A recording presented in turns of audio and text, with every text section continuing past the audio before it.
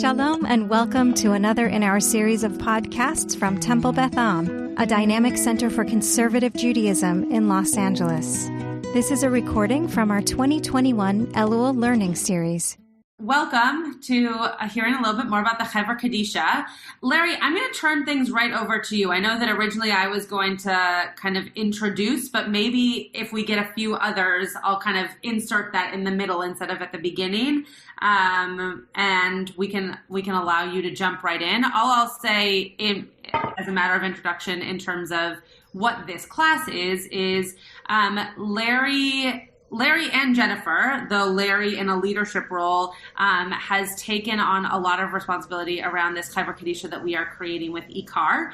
And a lot of that comes from personal experience and personal feeling of obligation and dedication to this particular mitzvah. And so when I asked Larry if he wanted to do this, he specifically said, I don't want to teach on the actual how to do it or what it is, but rather why is it important to our community and how do we get people to feel like this is really something that is a mitzvah that we should all be doing. So that's going to be the general kind of understanding from this hour together. And just to Larry and Jennifer, it's such a pleasure when it's not just rabbis who are bringing these important things to our community. And when we get to see that they are also really acts of love from those who are within our community. So I will turn it over to Larry, and then I'll pop back in at some point. Thank you, Rebecca Schatz. And you're right. I'm not a rabbi, and I don't pretend to have a depth of knowledge about Chevra Kadisha or almost anything else. I'm speaking from, to some extent, personal experience, and as Rabbi Schatz said, also a commitment for whatever reason, maybe I'll try to explain that reason, to this mitzvah of Chevra Kadisha.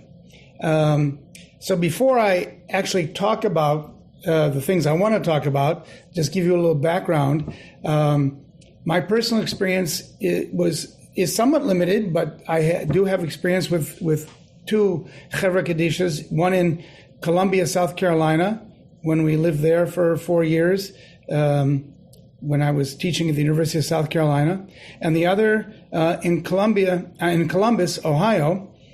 Just before we made Aliyah, we actually moved to Columbus, and I belonged to a Chevra Kadisha there. I can't even remember the number of times I actually participated, but it's certainly less than 10, more than 2. I think it was about 5 or 6 total. But I also was very interested in Chevra Kadisha from my experiences dealing with other Chevra Kadisha where they were professionalized. In particular, in Israel, when people are buried in Israel, the Chevra Kadisha is basically taken over by the rabbinate. It's taken over by the Haredim, and you see how they deal with the body, with the Met, and with the families, and with the funerals. But also in the United States, when I buried my father, also with my mother, and the funerals that I've attended.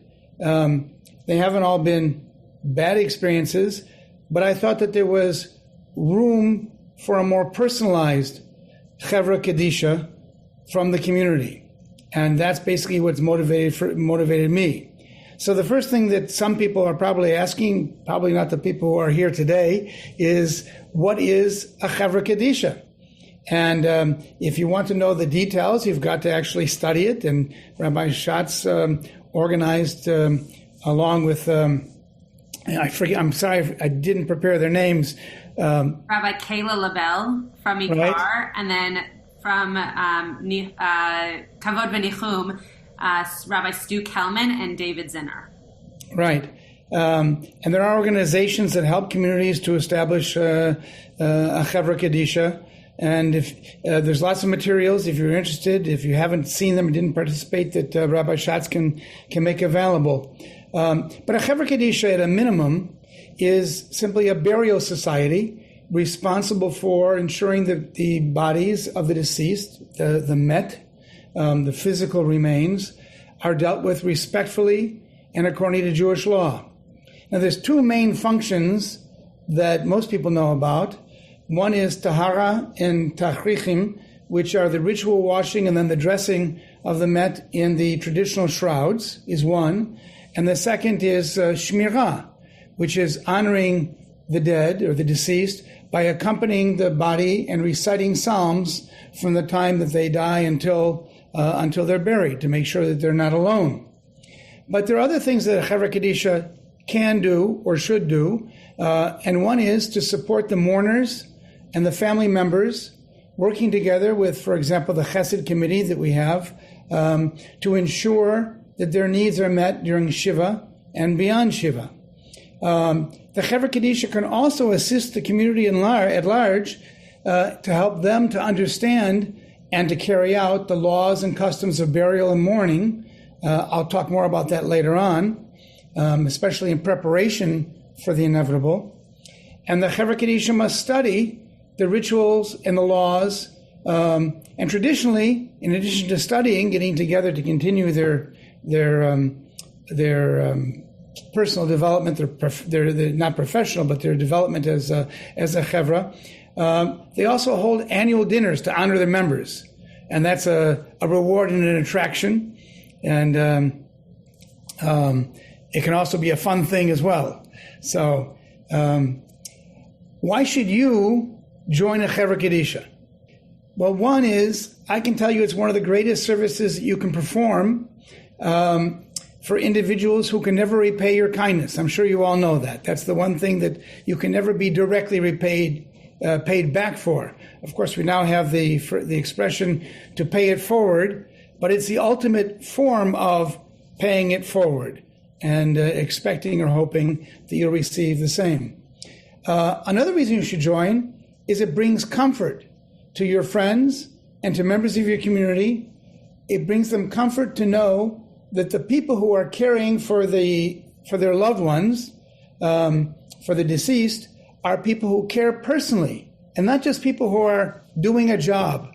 I'll just stop for a second.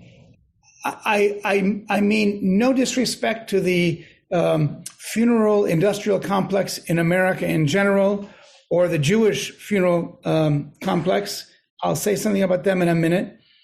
But I'm sure that everyone's had the experience of seeing someone who is caring for a body. This happens a lot, by the way, in Israel, who seems completely indifferent to the needs of the family, rushing around, or maybe telling people to hurry up and to get it over with their hesped, with their eulogies. And so it's very, I thought, when I saw that it was very important to have people who had displayed the utmost concern for the family and showed the kindness and the love that this act of Chesed Shel Hamet should actually encompass. So here's your opportunity to do that. And the third thing is, it's a very fulfilling mitzvah, and it's one that really makes you appreciate life, the cycle of life, in ways that you may not have experienced even if you have buried a loved one, because you see and you are actually participating in those things that need to be done in order to bring honor to the Met. And I would even say that the concept of Kedusha, which is actually included, it's a very accurate description in the name of Chevra Kadisha. It is an accurate description of the emotions that participation in the mitzvah will almost certainly bring you. You will feel a sanctity if you participate in this. It's not just an intellectual activity. It is a spiritual and an emotional thing that you are doing. And I mean, the good thing is that you can actually feel rewarded from that. You can feel good about yourself from that. The warning is that you may be overcome with feelings from having participated, and not just the feelings of abhorrence or not wanting to touch the Met, but being overwhelmed by what it is that you're doing. So that's Diane's phone. She's got to talk to my son. So the next question is, what if I feel squeamish about having to deal with a dead body? Because I think that most people who who are even asked or agree to do it, that's the first thing that they think about. Can I really deal with this issue? My short answer is probably yes, because most people who are squeamish about blood or whatever, I'm not even speaking about death. If you're like me and you watch a television show and they go to do surgery on an eyeball, I turn away. I can't watch. But on those few occasions in my life where something has actually happened in front of me and there's been blood or gore, didn't bother me at all. It was completely different. And especially when it was a family member and I knew I had to take care of it. And it's kind of like the way that you deal with, well, now I have a granddaughter. You deal with a child's needs. Almost nobody has any problems. Well, maybe my brother, but almost nobody has any problems in changing a baby's diaper. And almost nobody has any problem in caring for your aged parent and basically taking care of their diapers and their needs as well. And you'll find that the same thing almost certainly is true if you join a Chevra Kadisha. It just is not nearly as difficult as you might think. Because the atmosphere of holiness, as I mentioned, and the rituals involved, and there are checklists of what you have to do, they overwhelm any reticence that you might have had. Very few people, at least in my short experience, but also in talking to others about it, very few people find that they're so uncomfortable that they don't want to continue. It's just too rewarding. But you still might decide that you cannot participate in Tahara. Okay, that's understandable. Or maybe you don't want to do that first. So there's still the opportunity to participate in Shmira, in the reciting Psalms over the Met, or in other ways by advising families, which is something I'll mention in a minute, or simply by participating in the learning and supporting your fellow members of the Chevra Kadisha. There are a couple of other reasons to join, and I'll close with these. So I mentioned this before, that although Jewish funeral homes are staffed by sensitive and knowledgeable professionals, it's a responsibility, I believe, of the community to undertake this act of chesed shel emet. In some ways, I'm sorry that we've gotten to the point of complete professionalization of these actions. I would rather that we had funeral homes that said, you as a community are responsible. We can help you, but you're responsible, as opposed to putting them as a line item on the bill that you're going to get. I'm not going to say anything more about the line item or the bill, but when you see Chevra Kadisha, Tahara, Shmira on the bill you get for a funeral, if you think about it, it should bring you up short. It should make you wonder, why am I paying for this? Not because you're being cheap about it, because you want to contribute in any case to the Chevra Kadisha when they do their job, but you don't want it to be a professional obligation. You want it to be a personal community obligation. Another reason to join is this is a time when families are at their most vulnerable. And again, I'm not suggesting that anybody is intentionally taking advantage of them, but it's an impossible situation. Imagine there you are, you've probably been there, a loved one has passed, you go to the funeral home, and there you see the array of caskets that you can choose from. And you see that there's the $1,000, the $4,000, the $10,000, the $20,000. And you think, well, I love this person. I can't just go for the cheapest one. But the Chevra Kadisha needs to help people to know, yes, you can. And in fact, maybe you should, because we're all equal. And maybe that's what we should all be doing. And that is a role that I'll be talking with Rabbi Schatz and other members to see how far we want to go or are willing to go in terms of giving people advice about what they should do. Should you choose the tachrichim that are the simplest or the ones that cost hundreds of dollars? These are issues that I think need to be discussed. And I'm hoping that our Chevra Kadisha will discuss them, both in general, in maybe annual learning opportunities, but also at the time when families need to have their hands held and to be told, no, this is okay. Not only is it okay, it's even preferable. We can assist these families to make good decisions in keeping with our traditions of equality and modesty. And finally, if you join the Chevra Kadisha, you'll become much more knowledgeable yourself, and you'll be able to make better plans and better decisions for yourself and for your family. So these are all the reasons I think that you should join the Chevra Kadisha, all the people who are watching on Zoom, or in the future, anybody else whose collar I'm going to grab to try to get it, because I would love to have a Chevra Kadisha, which is made up of many dozens of members, men and women, so that, number one, we always know there's going to be a large enough group available. Usually it's a team of 4 people necessary for the Tahara and putting on the Tachrichim, but also because we have a large number of people who want to perform this community activity. That's all I had to say. Thank you so much, Larry. First of all, that was such a lovely overview, and I'm sure that many people have questions, whether they're on screen currently or they'll talk to you at another time. I just wanted to echo one thing that Larry said, and this was going to be my introduction beforehand, but because no other people have come on, I'll say this and then I'll segue to Jennifer. One of the things that I, as a clergy person, get to experience when someone passes away is that closeness to the family. I was just saying to the family who had a loss this past week that I felt like I already knew them, but you get to know them in a very different way. You get to care for them. You get to be by their side in the most vulnerable of moments, as Larry was mentioning before. And by having a Chevra Kadisha, nothing gets taken away from the clergy. We're not giving over those responsibilities, nor would we want to. But the community gets to be part of that. And when I say that I am honored by those moments, or it's my pleasure to be with a family, it's not because I enjoy seeing people in grief or I'm glad that the person has died, God forbid, but you do have an intimate connection now with that family that you didn't have before, that there's just no way to have had before, because of all the things that Larry took us through, and because there's just a different connection when you're sitting in a space where everything is completely vulnerable. You don't know what emotions are going to come up. You don't know what stories are going to come up. You don't know what complications are now going to come up based on the person's passing. You don't know any of those things until you're in that space with the family.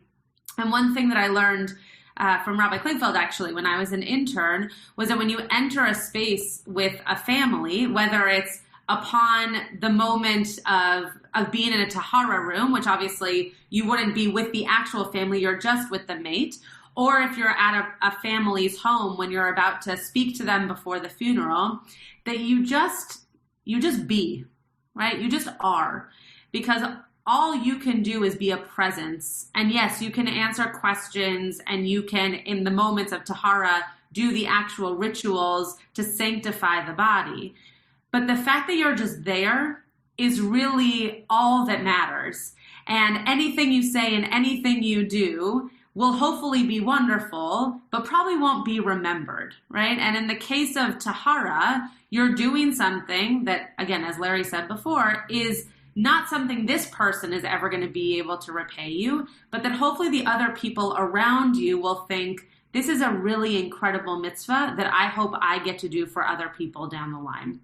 So part of what we are building here with this Temple Beth Am Ikar Chevra Kadisha is we feel like we really care for our members through life, right? We care for people while they're coming to shul. We care for people in order to get the education they want. We feel like we care for people throughout life cycle events. This is one piece where up until now, the Beth Am community has left it to the clergy, so to speak, right? Has kind of said, the person has died and the next step is just the funeral. But now we're bridging that gap.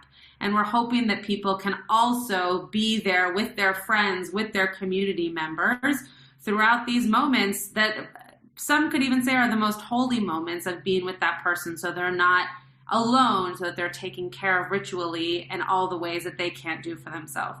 So I'm going to turn this over to Jennifer, because Jennifer, since I first started working at Beth Am, so a few years now, has been working on a brochure that we're hoping is going to kind of go hand in hand with the Chevra Kadisha, that even if you are a person who is not interested in doing the actual work of the Chevra Kadisha, as Larry mentioned, there's many ways to still be part of the Chevra. And one of them is what Jennifer is putting together, which is a way that people can have answers at their fingertips, have information before they're even in a place of grieving, and then also for the community to know how to deal with a grieving family. So I'm going to stop talking because I just shared a lot of information with you, and I'm going to let Jennifer share a bit about this brochure. Thanks, Rabbi Schatz. Larry, that was beautiful. I had, before we got on, I was telling Larry and Rabbi Schatz that I was in Park City until this morning, and we were with two friends of ours all week who are not Jewish. And we ended up spending a lot of time, they have Jewish friends, but one of the things they mentioned was when they came in for my husband's 60th birthday a couple years ago, and some other things that they noticed is that Jews seem to want to live near other Jews. And one of them is Catholic but not practicing. The other one is, he said if he was something, it'd be Lutheran. And he couldn't imagine making a decision about where to live based on his religion. And I said, well, it goes back a long way for many, many reasons, but one of which I want you to know, one of the first things that happens when a Jewish community, let's say they get off the boat in Galveston and they settle, and he looked at me, Galveston? I said, yes, Galveston, is they form a Chevra Kadisha. There has to be a burial society. It's, you have to take, and really they were in awe of this concept. And so this is very timely. But one of the reasons that Rabbi Schatz asked me to talk is, this did happen a little bit before she came, but talk about Beshert in terms of what Rabbi Schatz wanted to do and what I was thinking. So I want to say it was 2019, but maybe it was 2018. I can't tell. So I was at a ritual committee meeting, and Stuart Weiss is the chair of the ritual committee at the time.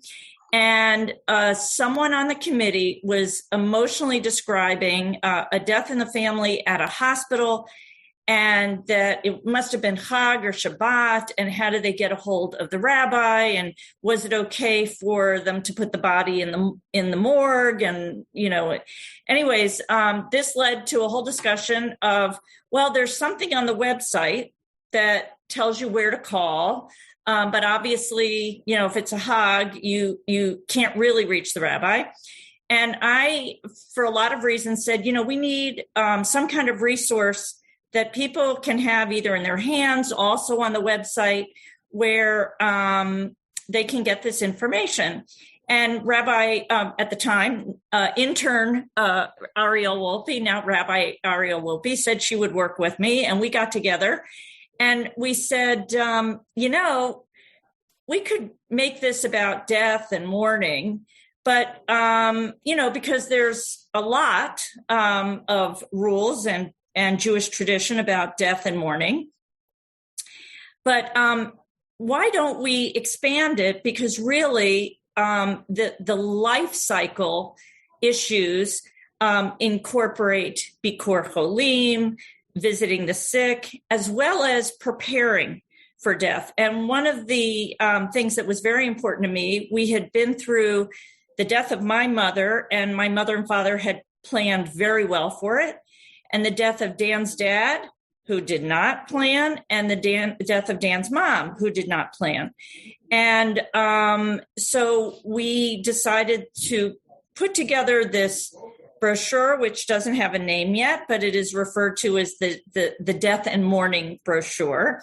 And it includes, or will include, it's almost done, the area, everything that falls under the rubric of Bikur Cholim.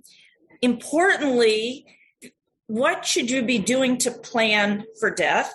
And this is, we're hoping it will spark conversations with family members.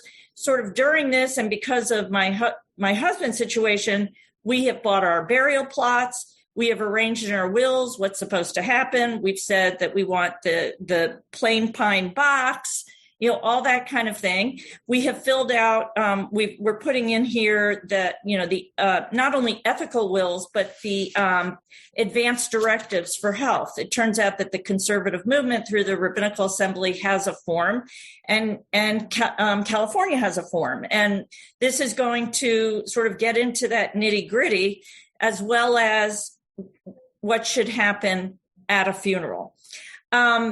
This will segue beautifully into Bikor Cholim. the Chevra Kadisha, because we are going to address what happens after death, and all, whether it's Shomer regarding the Met, or whether there can be an autopsy, the issues regarding cremation. So it would be a resource that you might look at when you need it, or it could be a resource that is sitting on your shelf, and out of interest, you want to see what some of these areas, because you may not be experiencing a death, I hope, at the time.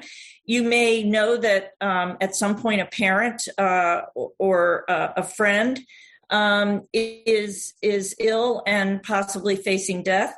And it also will give you an opportunity as a community member to understand what your community may be going through if there is a death. And lastly, it is, I do want to say this, especially because this is being recorded, and I want to make sure that people know this was not a one shot or one person shop working on this. We had, so Stuart Weiss at the time was the chair of the ritual committee. I'm the chair now. Rabbi Ariel Whoopi worked on it. Rabbi Elliot Dorff, who kindly and generously let us use text from however many books that he has written. Rabbi Carla Howard, who is head of the Los Angeles Jewish Hospice Center, I think, or it could be the Jewish Hospice Center of Los Angeles. So I apologize. So she was incredibly helpful. Rabbi Schatz, of course, Rabbi Chorny, and Rabbi Klickfeld. So this is something that we're hoping you can look forward to seeing sometime in the fall. And again, it's going to be hard copy and online, because we want to make it as available as possible. And lastly, it's going to have who you call, how you get in touch with the clergy, and information about all the mortuaries and cemeteries in town.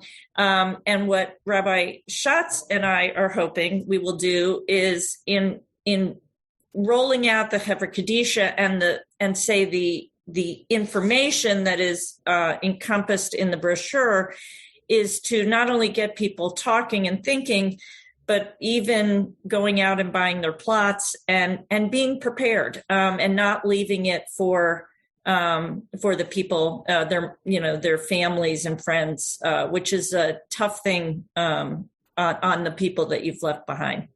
So that's it. I'm happy to answer questions, but it's been a labor of love, and it's now sitting with Rabbi Klickfeld. And Rabbi Schatz. It's our joint desk. Yeah. First of all, thank you to Jennifer. It's been really years of work on this. And one of the things to kind of link Larry and Jennifer in terms of these things, one of the things that we're hoping comes out of the Chevra Kadisha is people who might not be as interested in the actual work around the preparation of the body, but have the knowledge of how to do that, or maybe enjoy doing Shmira and can speak to that, to also be people who can be called upon in this brochure in terms of who knows what's going on, so that it's not just living with the clergy anymore. Now it's really a communal responsibility. And also, as Larry alluded to, though I know he didn't want to go into detail in this, one of the things that we're also hoping to do further down the line in terms of our own Chevra Kadisha, organization, would be to make sure that anybody who wants to have a certain kind of funeral, which would be the ritual extreme, which is the basic, right, which is the plain pine box and all of the plain tachrichin, all of those things that are ritually, Jewishly, halachically what you need for a funeral, that we would try to make sure as Temple Beth Am, as the Chevra Kadisha, as part of this manual, that we can also make sure that anybody in our community who needs those things can not only get those things through Beth Am, but can get those things without worry for their own family, whether that's financially or just in terms of resources or whatever. So that's, again, something that is not in place yet, but something that we are working on. A lot of this has to do with education and knowledge and making sure that people just know what it is that they need to do or need to have or who to go to. And so that's where we all come into play. So does anybody have any questions or thoughts or comments that you'd like to ask Jennifer or Larry? Yeah, Joanna. One thought and one question. Yeah. I once lived in a community where, just the rabbi and the cantor of the community were incredible, but if word didn't get to them about a death, like during Shabbat services, they were not willing to be on a system of an emergency number or emergency pager to be contacted on Shabbat. And one of the most disconcerting things for people was when that death occurred on Shabbat. And even though the funeral homes won't do anything and won't start anything until after Shabbat is over, for people who don't know or whatever, it's a very disconcerting period. And what we created and what people found incredibly helpful, and some people didn't want this and were fine being on their own fine, but we created among the membership a group of people that were willing to be contacted on Shabbat about a death in the community. And we made sure, because it was a somewhat, I think, from what I pick up about Beth Am, typical conservative community in that, some people don't use electricity, but others do. Mm-hmm. So some, yes, were on their phones, but we also tried to pick people in various neighborhoods that, if you needed to walk to their house, they were accessible. Mm-hmm. And if you wanted someone to be with you on Shabbat or Chag after you heard about a death, you were able to access some form of comfort on Shabbat or Chag. And it was a really beautiful thing that this community did. Is just to respond. Incredible.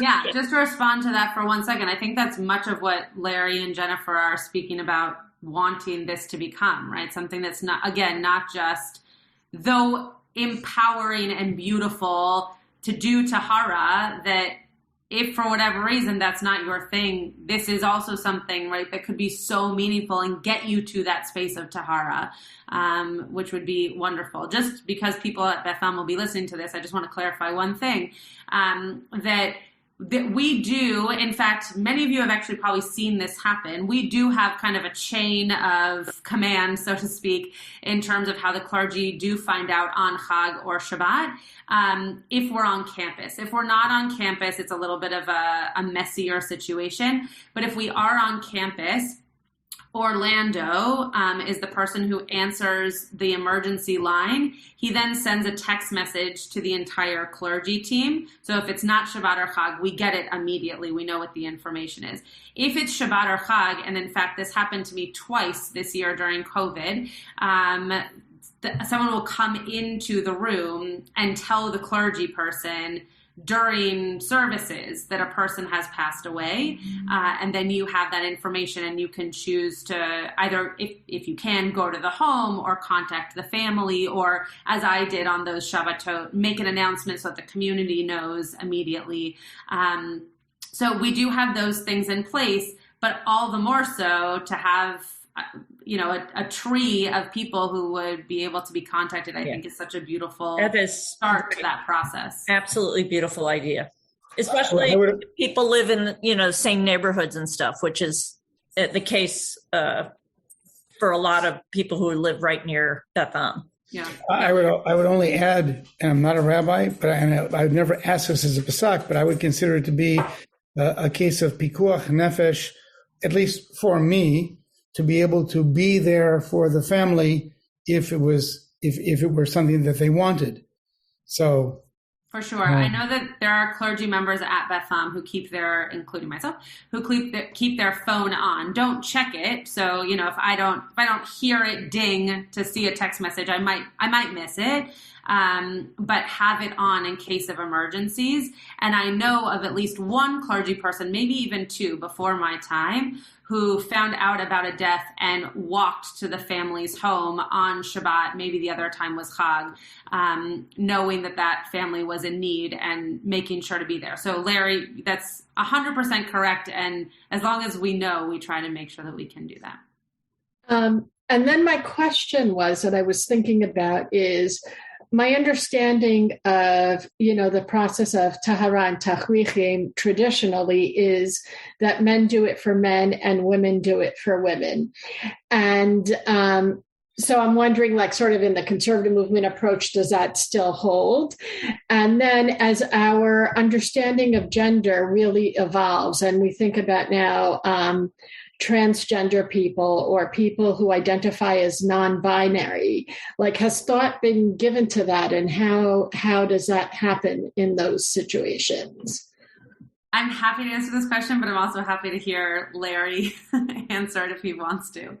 No, we talked about it in the classes. First of all, my own personal point of view is that we need to respect the gender or the sex boundaries, and that's why I'm really hopeful that we're going to have enough men and enough women so there won't be any problem. But Rabbi Schatz is going to talk right now about the rather extensive thought that's been given to this issue already. So it is something that I was actually surprised that we got so much information about it, because it seemed to me to be an important but nonetheless edge case, things that are you're unlikely to come up upon, and most of us who were in the class were probably just saying, well, what do we really do basically when we have a normal case? But all of these, it seems to me that almost every contingency has been considered, at least by some organizations. So the reason I was chuckling is because one of the reasons that Jennifer has not yet finished this brochure is because there are just certain topics that Rabbi Kligfeld and I have not yet finished discussing. And this is one of them. We have discussed it. When you work with two organizations, which, by the way, just to give a little bit of background, part of the reason that I became so infatuated with the idea of a Chevra Kadisha was because when I was a rabbi in Northern California, I was part of the formation of a Chevra Kadisha in Northern California, of three conservative shuls that came together. It's a much smaller Jewish community up there, so the three shuls come together and they do Tahara for anybody from any of the three shuls, and are still going. I left right before they did their first Tahara, but I was there for all of the learning. So when we came to deciding that we wanted to have our own Chevra Kadisha, I reached out to Ikar because they were already doing a really beautiful job and are continuing to do a really beautiful job around Shmira. So one of the challenges, though Ikar and Beth Am have been known to play nicely in the sandbox when it comes to these kinds of things, one of the challenges is that we have different types of membership, and we also have different rabbis with different psak on halacha. So part of what Rabbi Kayla Labelle and Kayla has now left Ikar, but as the assistant rabbis, part of what our job was to put forward the questions and then speak about it with the Mara D'Atra of the institution, which is typically the senior rabbi. So in our case, Rabbi Kligfeld. So I'll give you the basic answer, and then that was all by way of saying there's much more for us to unpack and for us to actually decide. So what I'm about to say is a general decision, but not an actual Temple Beth Am decision.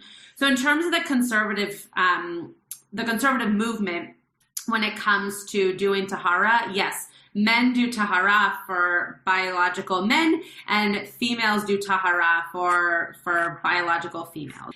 Now, the question of gender fluidity or a transgender person really comes down to a lot of specifics. Is the person presenting as one gender but actually biologically still another? Is the person choosing to go by certain pronouns but again still biologically another gender? Now, is it for us to say, well, then based on your basically genitalia, we are going to do Tahara with people who are accustomed to that genitalia, right? Because that's basically what you're getting at when you say women for women and men for men. Or are we going to, as Larry said before, really take into consideration who the person is in front of us?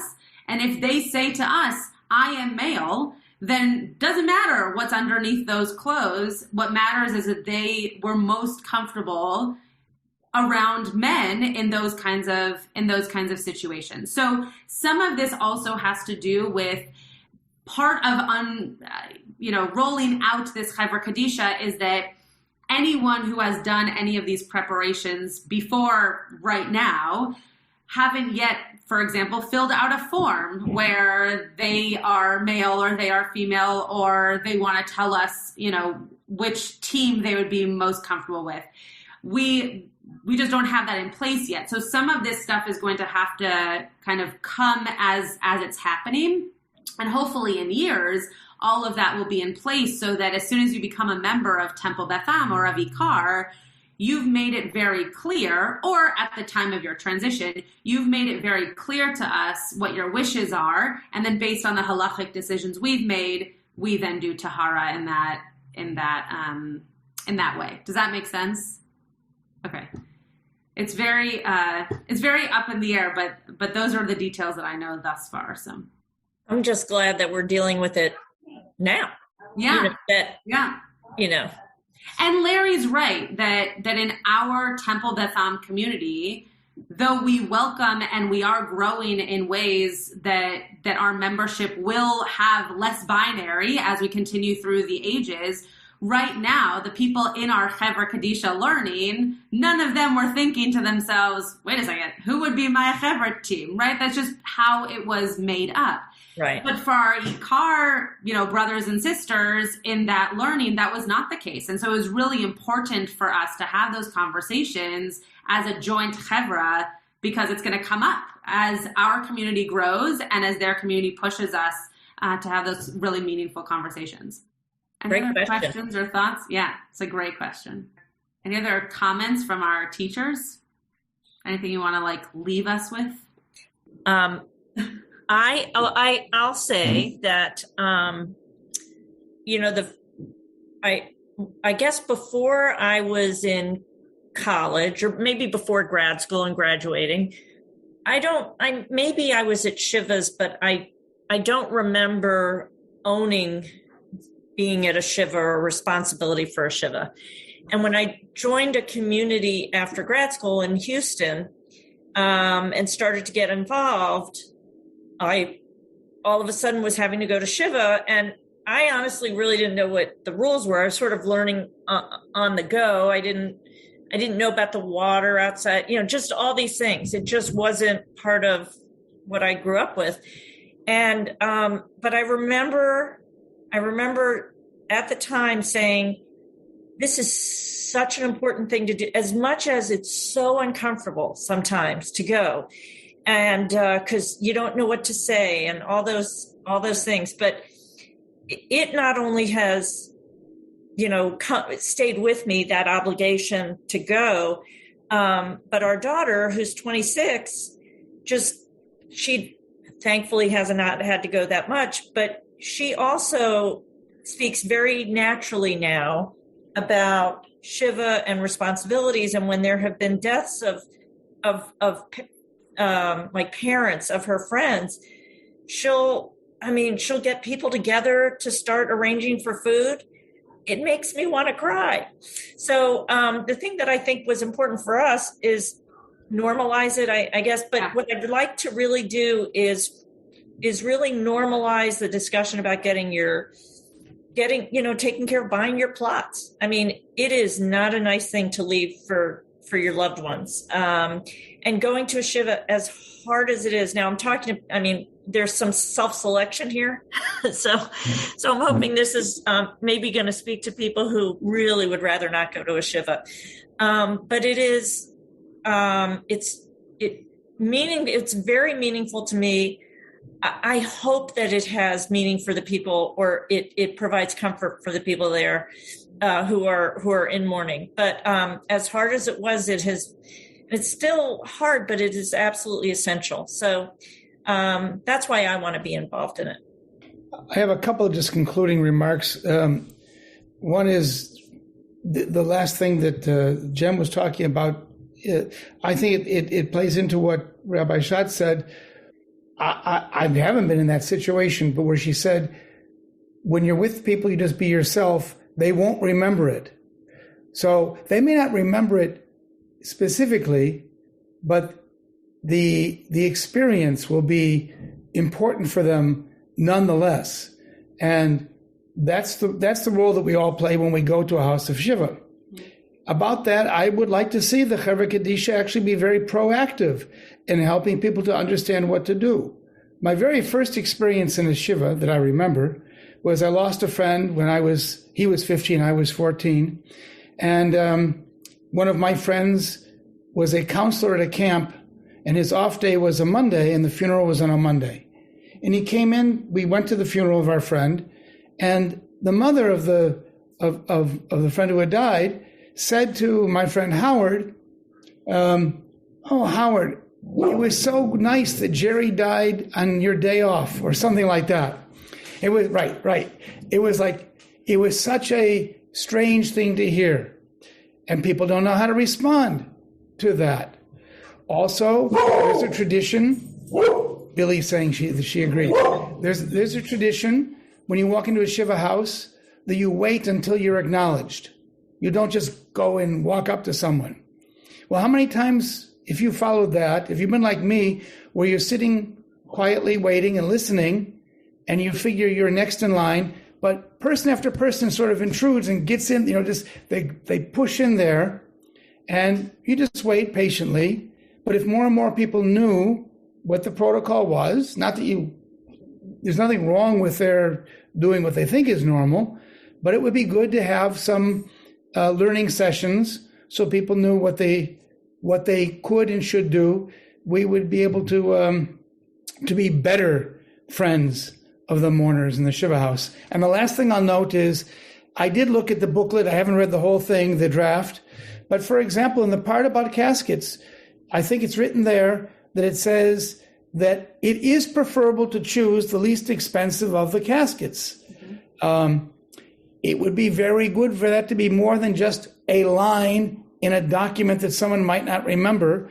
And at the time, someone who I don't want to put the burden on the rabbis, who can advise people and to say, we know you have lots of options, but your love and dedication to the person you've lost is in no way reflected in the price. And in fact, because Rabban Gamliel basically said we should all be the same in the way in which we are buried, there is merit in all of us choosing the same simple, equal, not very well adorned casket, tafrechim, etc. Well said. Beautiful. The last thing that I will say is just to go back to the actual act of Tahara, because I know that part of this is also Larry and Jennifer wanting to make sure that people who are interested in doing the actual act of Tahara feel like it's something you can do no matter how you're feeling about it right this second, knowing that it's something you should try and that you should be trained to do. So the Chevra Kadisha does not tell the family, oh, I was the person who did Tahara over your loved one, or I'm even on the Chevra Kadisha. There's not like a list of names on the website that tells you who's on the Chevra Kadisha. It's a very insular, what the word kadosh means. It's a very distinct group of people that no one else needs to know about. They find their own holiness in their own pact, so to speak, in their own Chevra.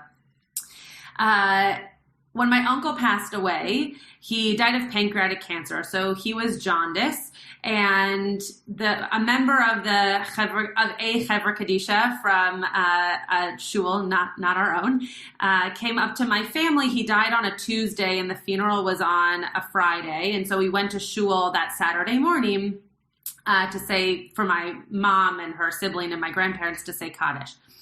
And a member of the community came up to us, again, not Beth Am, a member of the community came up to us and shared with us that he had been one of the members to do the Tahara for my uncle, which again, you're not supposed to do. But the story that I'm about to tell you was actually extremely meaningful to my grandparents, because here was this person who died really a painful death, and God willing, no one ever sees the loss of a child, but to my grandparents, an even more painful death in terms of what they were witnessing. And one of the things that this person said to my grandparents was, Lee, that was my uncle's name, Lee's body was glowing, and we saw his soul. And though you're not supposed to share any of that with the family, the reason I share the story with you is because I do believe that there is something extremely intimate and extremely holy about doing Tahara, that even if you don't go back to the family to tell them that you've experienced seeing the person's soul, that whether or not there's blood or the fact that the person's naked or any of those things, I think as Larry, I've never done Tahara, but from what I've heard, as Larry described before, those things kind of fade into the background, and you are really taking care of a soul at this point. You're taking care of a body that is only at this point housing a soul. And I would just encourage anybody who is interested in doing that kind of intimate care for people of their community to show some interest, to speak to Larry or myself or Rabbi Kligfeld about how to get involved in the Chevra, because we all deserve to take care of each other's souls, both in life but also in death.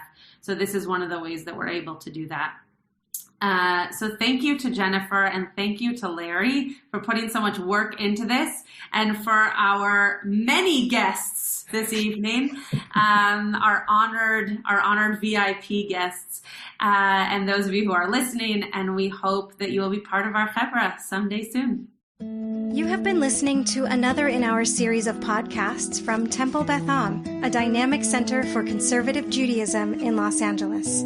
If you enjoy these podcasts, we invite you to write a review on the Apple Podcast site or wherever you get your podcasts.